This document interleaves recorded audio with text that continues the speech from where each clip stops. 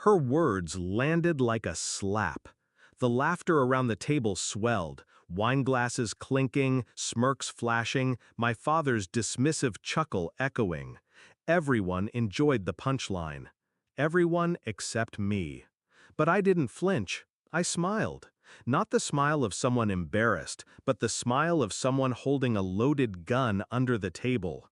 "How does it feel," I said, my voice steady, "knowing this useless one won't be paying your bills anymore?" The silence that followed was delicious. Forks froze. My sister's smirk faltered. She blinked, as if trying to process the shift. That was the moment it began. I wasn't always this calm. Once I craved their approval. I was the quiet child, the helper, the one who covered debts no one admitted existed. Rent, mortgages, tuition, my money, always disguised as family support. They told me I was lucky for my job. They told me it was only right I shared. They told me I was part of them. But gratitude? Never. I still remember the night I first noticed it. My sister, bragging at her friend's party about her hard-earned lifestyle.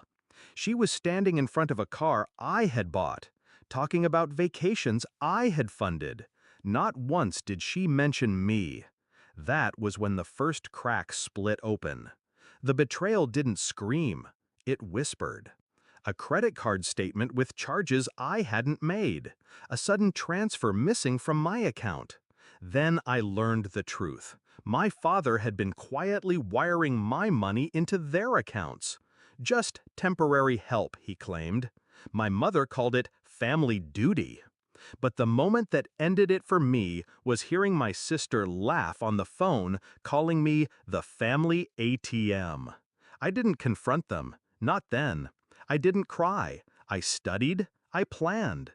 They thought my wealth was luck. It wasn't. It was work. Investments, quiet risks, companies I built under names they never bothered to ask about. They knew I had money, but not how much. Not the empire. Not the $74 million portfolio I had stitched together behind the curtain of their ignorance. They had no idea they lived in a house still standing because of me. That their credit scores were intact because I was the one paying the minimum balances when they forgot. They believed I was weak. I let them believe it, because weakness is camouflage. My plan was simple: patience. Let them mock, let them drain. Keep the mask intact until I was ready. I set up a system months before that dinner. A single command would sever their financial lifelines. Auto payments canceled, accounts unlinked, cards deactivated. No warning, just silence where money used to flow. All I needed was the right moment. And my sister, God bless her cruel little tongue, handed it to me in front of everyone. Back at the table, I watched their faces shift. Confusion first, then dawning horror as my words sank in.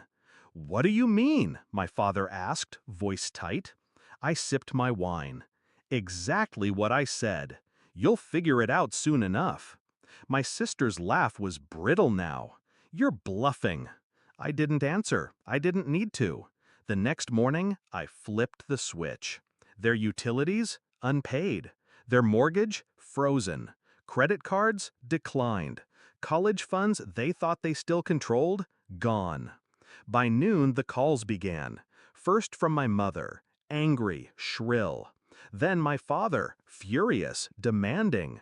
Then silence, as they realized rage wasn't currency. I sat by the ocean, coffee in hand, the air warm against my skin. Honolulu was quiet that morning, the waves carrying away years of resentment with each pull. For the first time, I wasn't their ATM. I wasn't their shame. I wasn't their scapegoat. I was free. The climax came days later when my sister showed up at my door. Her mascara streaked, her voice cracking. "You can't just cut us off. We need you." I looked her dead in the eye, calm, steady. "You needed me," I said, "but you wanted me to believe I was nothing. Turns out nothing was keeping you alive. She broke then, not with apologies, she wasn't built for that, but with silence. That silence was worth every cent I had ever spent on them. Do I regret it? No. People ask if vengeance feels hollow, if freedom feels lonely. It doesn't. It feels like breathing for the first time.